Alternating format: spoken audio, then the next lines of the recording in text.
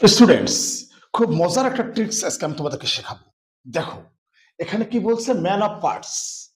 প্রশ্নটা কি করছে? Man of parts means, man of parts এর অর্থটা কি? ম্যান অফ পার্টস এর অর্থটা কি? দেখো, এখানে ম্যান অফ পার্টস এর অর্থ হচ্ছে কি জানো? ট্যালেন্টেড। ম্যান অফ পার্টস মানে কি জানো? দক্ষ, ব্রিলিয়ান্ট। কাজে ট্যালেন্টেড অ্যান্সার হবে, তাই না? Talented answer. আচ্ছা, ঠিক আছে, ট্যালেন্টেড এটা অ্যান্সার, ঠিক আছে। ম্যান অফ পার্টস মানে কি? ট্যালেন্টেড।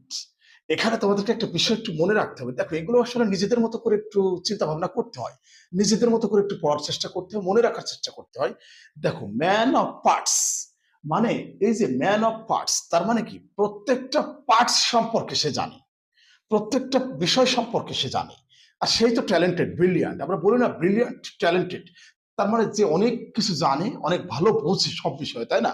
তো এটা ম্যান অফ পার্টস মানে যে ট্যালেন্টেড, এটাকে তোমরা এভাবে মনে রাখতে পারো। ম্যান অফ পার্টস মানে প্রতিটা পার্টস সম্পর্কেও ভালো জানে, প্রতিটা পার্টস সম্পর্কেও ভালো বোঝে, এই কারণে ট্যালেন্টেড বলা হয়। আমার মনে হয় বুঝতে পারছো, তাই না?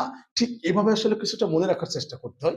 এটা কৌশল, পড়ালেখা করার ক্ষেত্রে তোমাদের কিরকম কৌশলী হতে হবে। ম্যান অফ পার্টস এর অর্থ হচ্ছে ট্যালেন্টেড।